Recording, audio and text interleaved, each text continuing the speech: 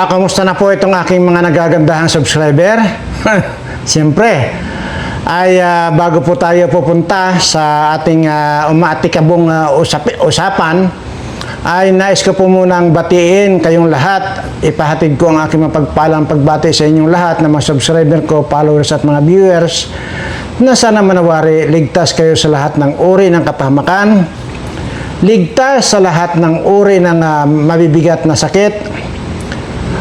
Bagkos ang darating na lamang siyempre sa inyo, swerteng walang katapusan. At dito naman po sa mga anti-kalingap na mga pangit, ay kamalasan na ang darating sa inyo at wala nang swerteng darating sa inyo. Wala na kayong aasahang swerteng darating sa inyo dahil puro kamalasan ang darating sa inyo. Ayan, at yan po ang aking laging ipinagdarasal, na sana magkapisti-pisti na kayo na mga balahura. Ayan, mga taraidor kayo, mga may mga saltik kayo, mamatay na lang kayong lahat. Ayan, at bago po tayo pupunta siyempre dito sa ating topic, ay ito muna. Ayan.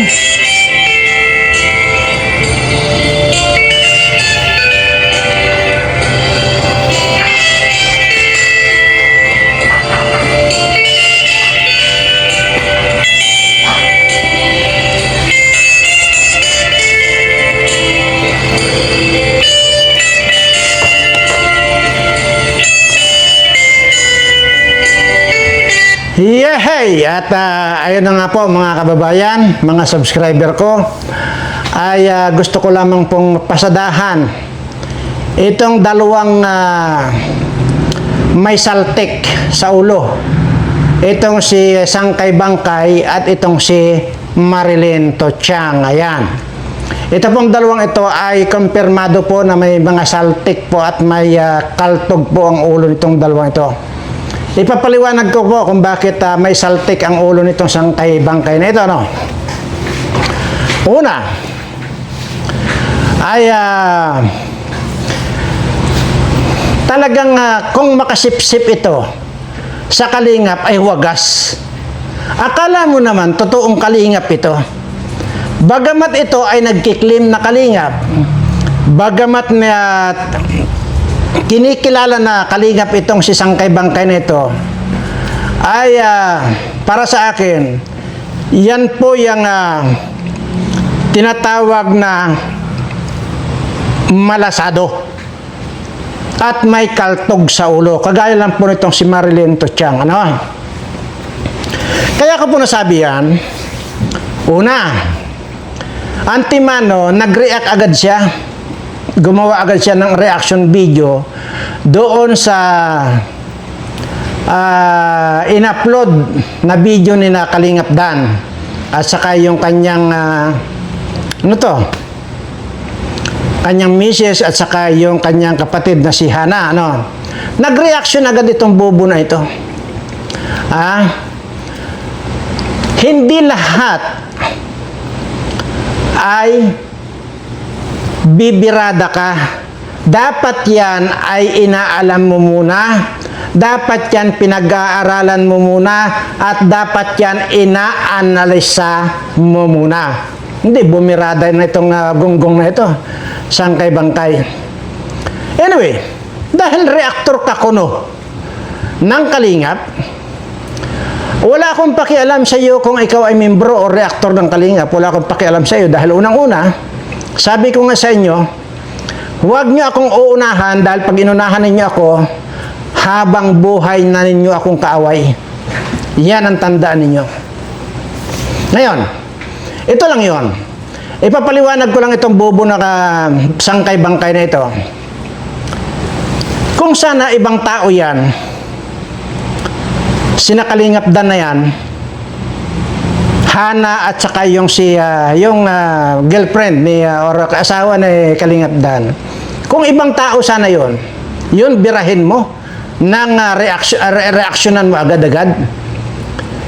Pero ito, hindi mo maikakaila ito na bobo kang sangkay ka, na itong nireaksyonan mo hindi lamang nasa kalingap ito, ha? kundi kamag-anak pa ng Kalingap. Si Kuya Bal Santos Matubang at saka itong si Kuya Brooks, magkapatid. Itong si Hana at Kalingap Dan ay anak ni Kuya Brooks. At itong si, sino ba yun? Yung girlfriend niya ay asawa ni Dan. Okay. So ngayon, re-reactionan mo agad na hindi ka muna, hindi mo muna ina-analyze kung anong kwan yun. Assuming na yung kanilang pinahayag na tampo. Okay, tampo lang naman yung sinasabing Dan, di ba? Ni Kalingap Dan. Antimano, bumirada ka na. Oh.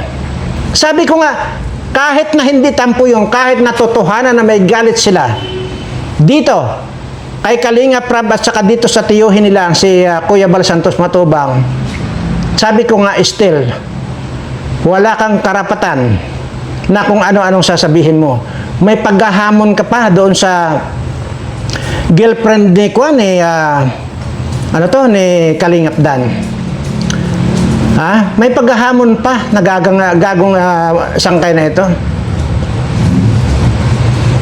Doon nyo po makikita yung kabubuhan ng isang tao. Kaya po sinabi kong itong dalawang ito, si Marilyn Totiang at saka itong si Sangkay Bangkay ay may saltik. Mamaya ko na po pupuntahan itong si Marilyn Totiang. Dito muna tayo kay Sangkay Bangkay. Ngayon, hinahamon daw niya na reaksyonan daw siya doon sa kanyang ginawang reaction video. Ay kundi ba naman talaga gunggong itong hayop na ito, ay siya pa ito naghahamon, nagagong to. At ang kapal ng pagmumukha mo. Masyadong pagsisip-sip ito ng sa Kalingap. Nakakalimutan na ang tinira niya kamag-anak ng Kalingap. Si Rab at saka itong si Dan magpinsan. Kahit nga sabi ko, kahit natotohanan yan, hindi na dapat eh. Unang-una, hindi ka na lang nag-isip na bakit lumabas yung video na yon. So ngayon, kung ito ay talagang may katotohanan na talagang may galit sila dito kay Kalingap Rab, halimbawa, itong si Dan, o Kalingap Dan sa si Hana, kung talagang may galit yan, natural, ipapaalam nila sa tatay nila si Kuya Brooks. Ngayon, pag nalaman ni Kuya Brooks yun, halimbawa lang natin, at totohanan yung galit nila, sa tingin nyo, papayagan ni Kuya Brooks na ilaladlad nila yung ganung usapin? Doon lang mag-isip ka na eh. So, ibig sabihin, napayagan yan, ibig sabihin, kwan lang yun, prank lang yun. So, hindi mo alam na ikaw ang na-prank, nabubo ka. Dito na nga po lumalabas yung mga reaktor na mga bobo. Ayan yan. Ganyan lang yan. Di ba? Ngayon, kung ano man yan, hidwaan nila na yan eh. Sabi ko, kahit na totohanan na hidwaan yan eh. Hindi na ilalabas yan. Kandida ba naman bobo ito at may hamon-hamon pa itong si ito, Sangkay Bangkay. Ganyan din ang ginawa mo sa akin na putang ina ka eh. Sabihin mo sa akin na hindi ka papayag na mapunta ako sa Kalingap Reactor or Kalingap Team. Bakit? Interesado ba ako? Ay kundi ka, ay sa kasisip-sip mo, hindi ka nalalaman kung wala ka sa Kalingap eh. Tarantado ka eh.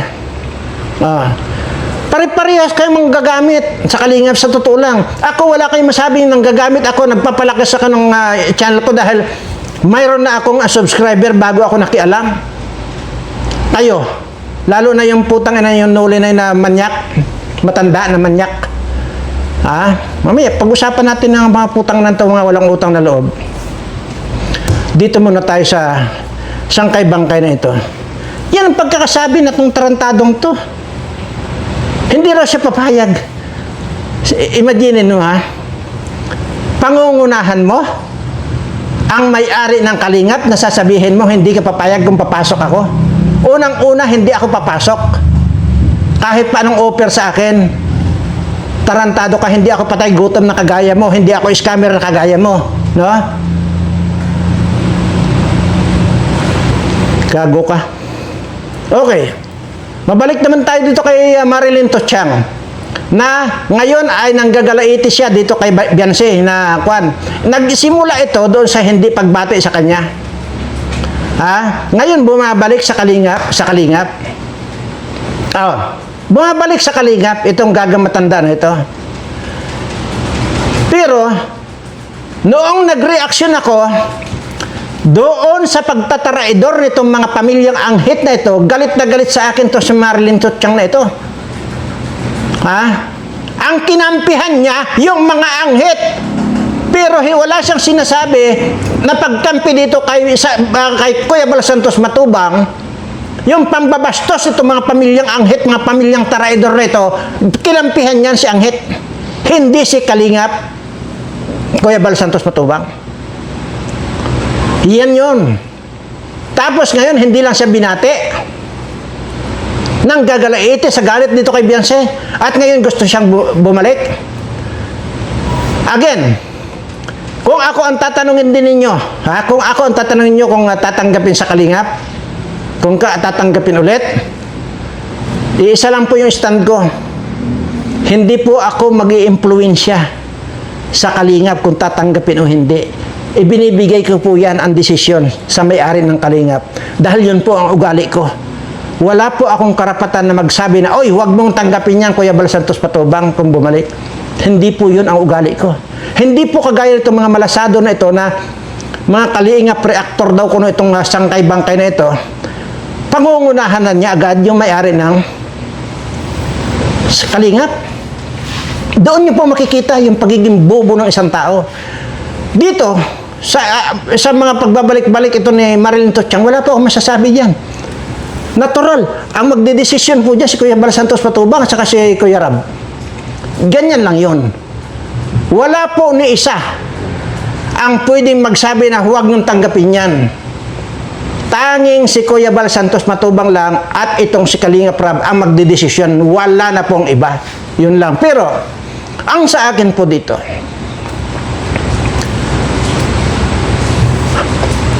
huwag niyong sabihin na kalingap reactor kayo. Kagaya ni Marilyn Totiang at saka itong si Sangkay-Bangkay. Alam ko na kayo ay mga malasado. Dahil unang-una, sana kung mayroon lang akong narinig sa inyo noon, kagaya nitong bangkay na ito, nung pinatulpo na yung ama ng kalingap, kung naringgan ko kayo noon, na ipinagtanggol nyo yan, si Kalingap ay si Kuya Bal Santos Matubang, hindi na sana ako sumausaw. Kaso wala eh. Kaya dyan, pumasok ako. Kagaya nito, si Marilyn Totiang. Nanggagalaiti na naman at babalik daw. Ito po mga taong, itong mga delikado po ito. Mga malasado ito. Malasado. Unang-una, ito ipapaliwanag ko sa inyo. Noong tinaraydor yan at pinatulpo si Kuya Bal Santos Matubang, ako ang nagwala, ako ang nag-react agad doon sa nangyaring yon. Sa pagiging ungrateful nitong mga tarantadong mga taraidor na ito. Nasundan pa yung post ni Erika na napanood ko naman sa channel ni Kuya Julayan. Doon na ako nagwala. Ngayon, ikaw ba, Marilyn Totiang, bakit nung nagwala na ako ng ganon at tinira ko na itong mga itong mga sinungaling na ito, na ngayon ay tinitira mo na at sinasabi mong mga sinungaling sila, di ba't galit na galit ka sa akin? Pinagtatanggol mo yung Beyonce mo. Pero wala ka nasasabi tungkol doon sa ginawa nitong mga anghit na ito, doon sa ginawa nila kay Kuya Bal Santos Matubang. Wala akong narinig na ganyan. Ngayon, babalik-balik ka. Ginagamit nyo ang kalingap sa sarili ninyong interest ng mga buwaka ng ina nyo. Ikaw rin sangkay-bangkay. Kaya kailangan to, dapat talaga to linisin eh. Ha? Dapat siguro dito ako magsisimula sa paglinis dito sa kalingap eh. Bago ko pupuntahan itong mga politiko, nalinisin ko. Bago ko tudasin itong mga politiko magnanakaw dito sa Pilipinas, siguro kailangan unahin kong linisin at tudasin itong mga itong mga malasado na kalingap kuno at saka mga anti-kalingap na ito. Ganon siguro dapat eh. Bullshit kayo. Huwag ako, sinasabi ko. Isa rin yung ako na yan, yung si Rene na yan.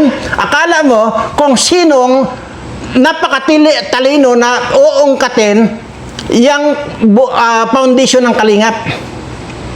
Akala mo napakagaling ang hayop. Tingnan nyo ang subscriber niyang hayop na yan. Ang tinitira niya, ganun para sa ganun mabdagdagan yung subscribe. Huwag kayong magkukan dyan. Huwag niyong pinapanood dyan.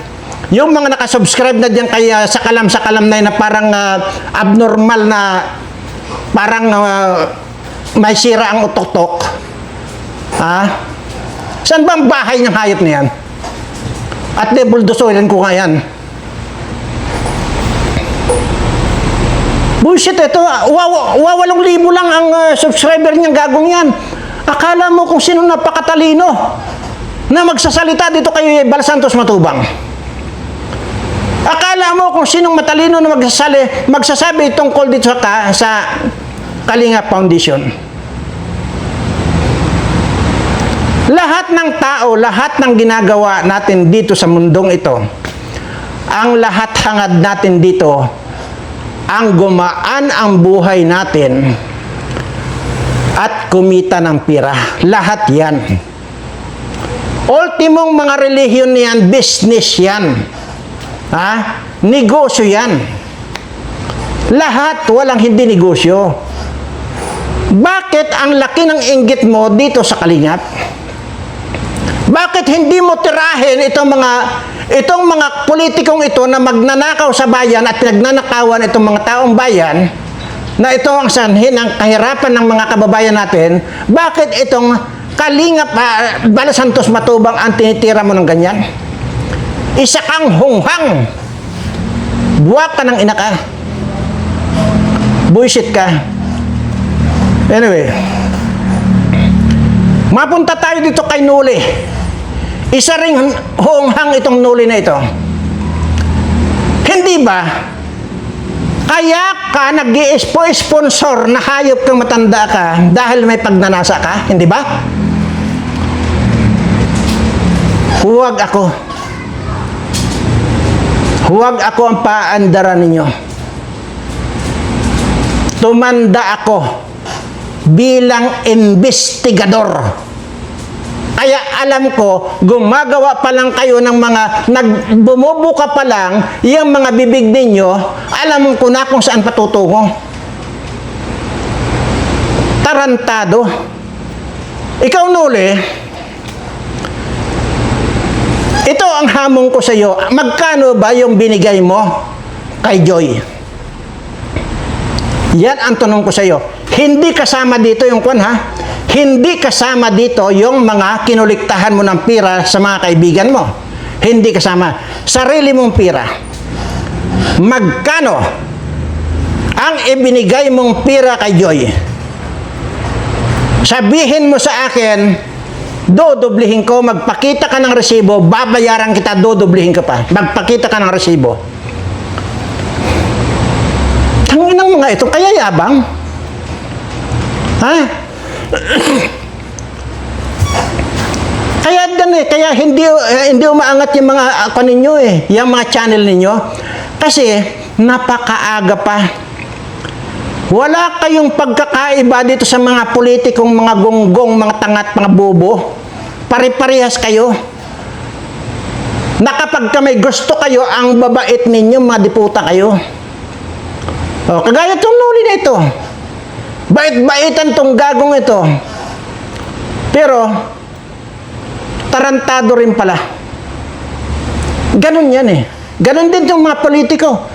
Pag nangangampanya, lahat ipangako. Pagkatapos maihalal, huyo. Kaya ito eh. Wala akong sasabihin dito kay Kwan, kay Kuya Bal Santos Matubang, kay Rab, na yung tungkol dito kay Tochang at saka dito kay Sangkay Bangkay. Wala akong sasabihin dyan. Pero huwag nyo akong pagbabawalan na tirahin ko ng tirahin itong mga ito dahil ito ang mga malasado. Malasado ito. Mga tarantado na mga malasado pa ito, mga ito. At kayo ngayon na nandyan na kayo sa antay-kalingap na mga buwaka ng ina nyo, hindi na kayo nahiya na ang pinapalamon ninyo sa inyong mga pamilya galing dito sa kalingap. Kasi hindi nyo alam. Kung hindi nyo na mai-content ang kalingap, wala na kayong pangpalamon sa pamilya ninyo. Or correction, baka gusto nyo ibalik sa akin yung salitang yon na pinapalamon ko rin ang aking pamilya sa kalingap. Wala akong pamilya. Wala akong anak, wala akong asawa. Una, hindi ko kailanman inisip mag-asawa. Bakit? Dahil sinabi ko na yan. Sa dinami-dami ng mga nakapila dito na para ligawan ako, ni isa sa kanila, wala akong gusto. Tuloy-tuloy yung mga nakapila dito para ligawan ako. Pero hindi ko kailanman ginusto sila dahil ayaw kong mag-asawa dahil ang talagang main reason ko, bakit naman ako mag-asawa? Hindi ko kaano-ano palalamunin ko. Napakatanga ko man naman. Hindi kagaya sa inyo mga tanga. Yan.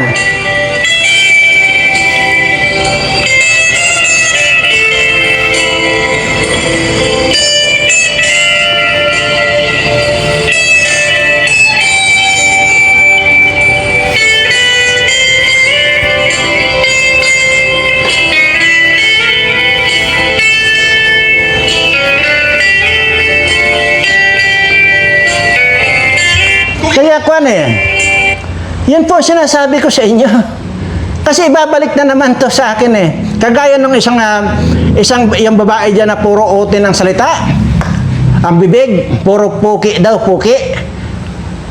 Siguro ito, kanto Bisayang dako siguro ito puki ng puki. Yung sino ba yung si Gloria, si Glo? Na isa ring honghang matanda.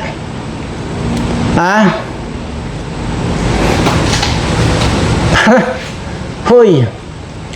At saka yung si Kwan, si Pukingking. Ano raw ba yung Kwan ko? Basta sinasabi, yung mga anak-anak ko raw o asawa ko, putang inang to. Wala akong anak, wala akong asawa, Pukingking.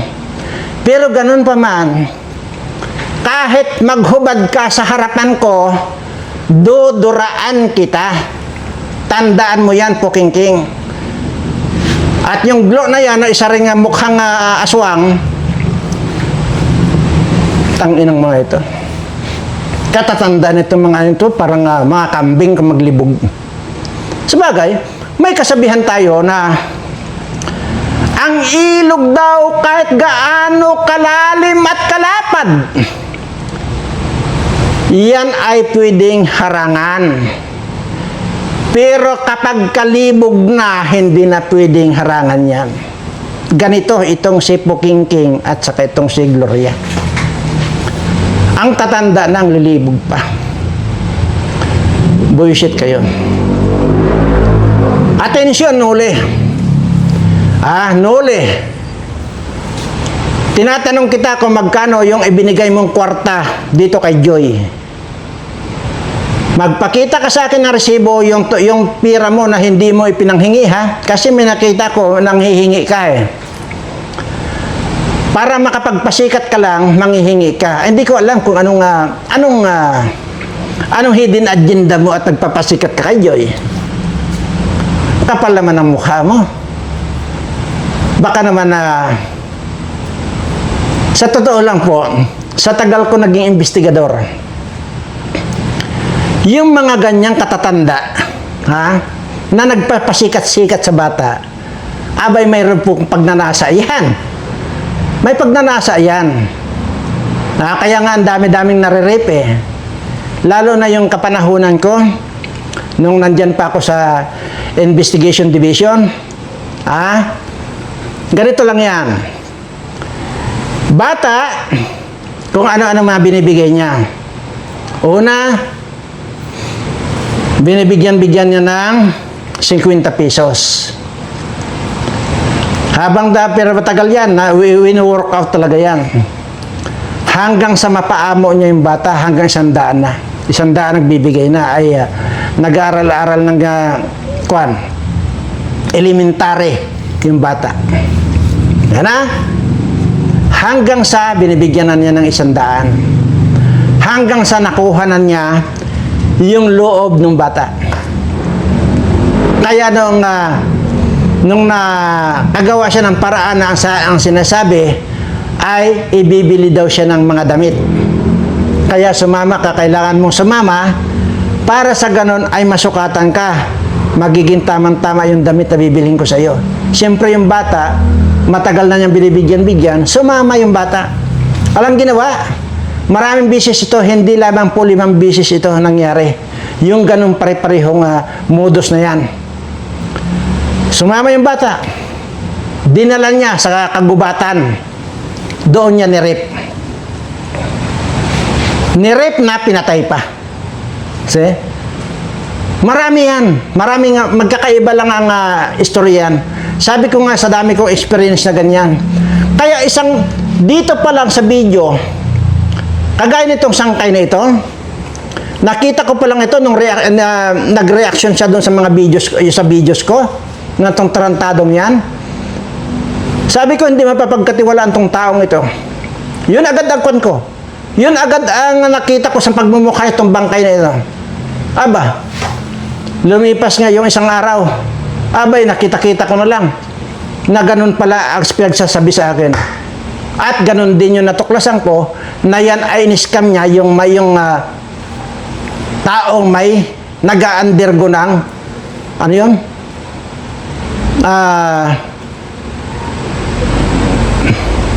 Nalimutan ko na. Basta may sakit, may kanser. Yung in-scam niya.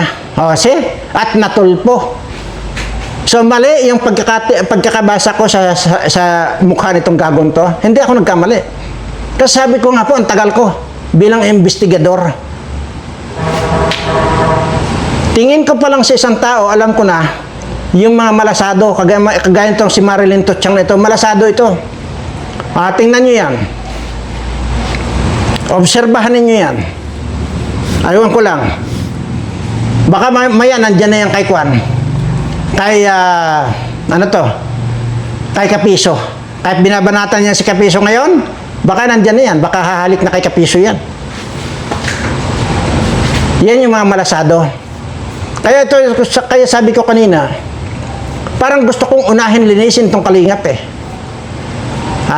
Bago ko linisin itong mga politikong mga kawatan na ito, bago ko tudasin itong mga politikong mga kawatan na ito, siguro ito muna ang walisin ko itong mga malasado at mga taraidor dyan sa Kalingap eh.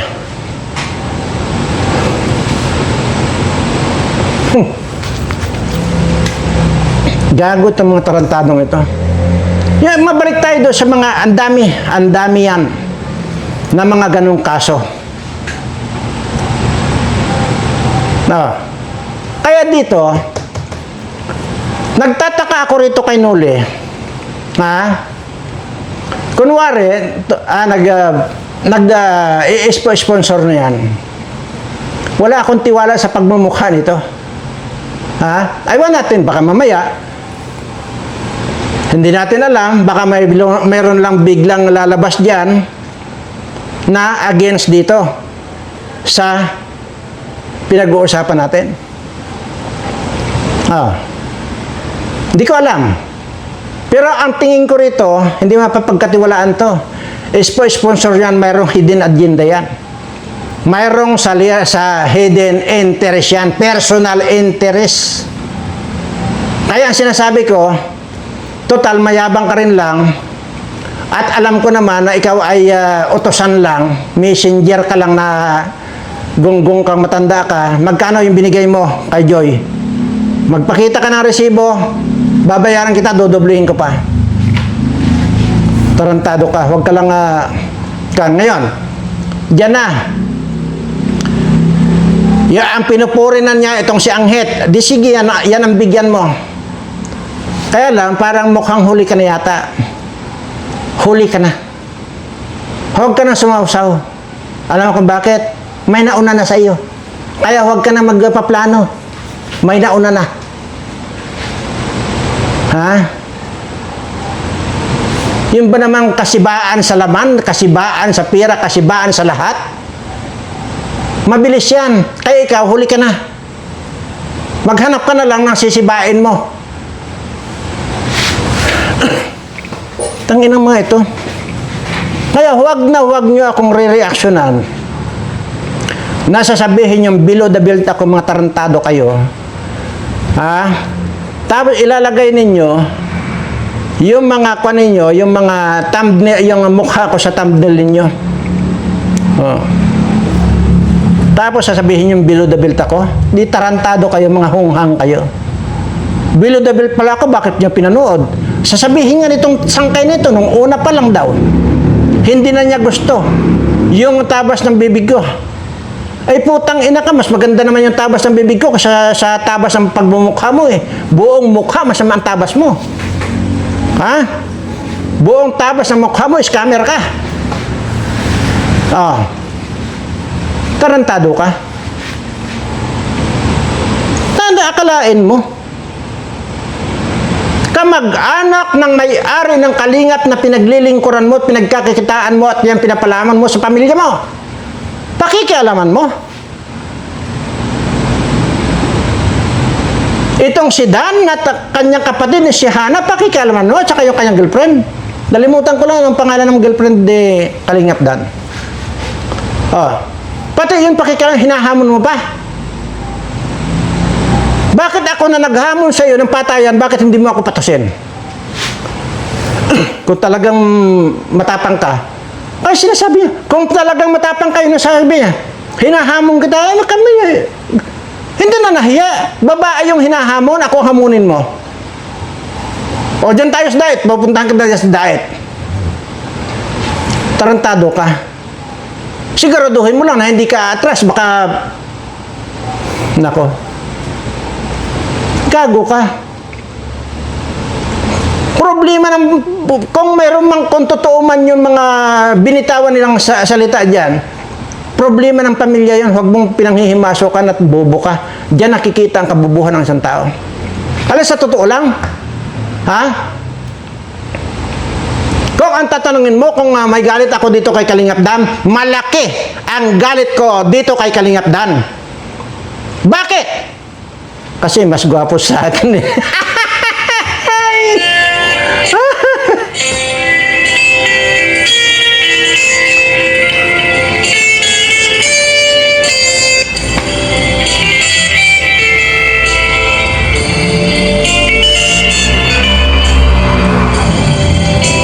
Ikaw makapagsip-sip ka lang na bangkay ka, wala ka nang, hindi mo na inisip na yan magpapamilya yan.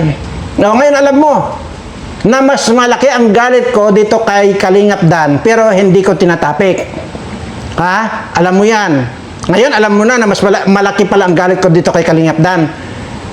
Dahil ang rason ko, nakita ko, at tanggap ko naman sa sarili ko na mas gwapo siya sa akin. Ayun lang. Eh ikaw, mukha kang bangkay na hayop ka. Anyway, sa lahat po ng aking mga subscriber, again, pasensya na po kayo. Pero, di ba, nabawas-bawasan ko na yung pagpuputang ina. Di ba? Napansin nyo yun, ha? Napansin nyo, nababawasan ko na. Kasi kaya lang ako namumutang ina pagka medyo matindi na yung galit ko. At, Yan po. Ilang araw, ilang linggo na lang, lalabas na yung planong pagwakwak dito sa Kalingap Angels. Nakasalukuyang nandyan. At planong masama rin sa kanya. Lalabas yan, I'm sure. So maraming salamat po at siyempre, sa lahat po ng aking mga subscriber na patuloy na tumatangkilik dito sa wala kong kakwenta-kwentang mga video, pagpalain nawa kayo ng ating pong may kapal. At dito po, kung gusto po ninyong swertihin na kagaya nitong mga subscriber ko, at kung gusto ninyong gumanda at gumawa po na kagaya nitong mga subscriber ko, wala kayong gagawin. I-subscribe, pindutin nyo ang subscribe dito sa Birana Live Studio TV. Pindutin ang notification bell. Pindutin ang all. Kinabukasan, magsalamin kayo. Magaganda at gwapo na kayo. At sa mga susunod na araw, suswerte na kayo. Kagaya nitong mga subscriber ko. At doon naman sa nakapanood ng mga video ko na hindi pinindot ang subscriber, sinasabi ko na sa inyo, mamalasing kayo. Ayan.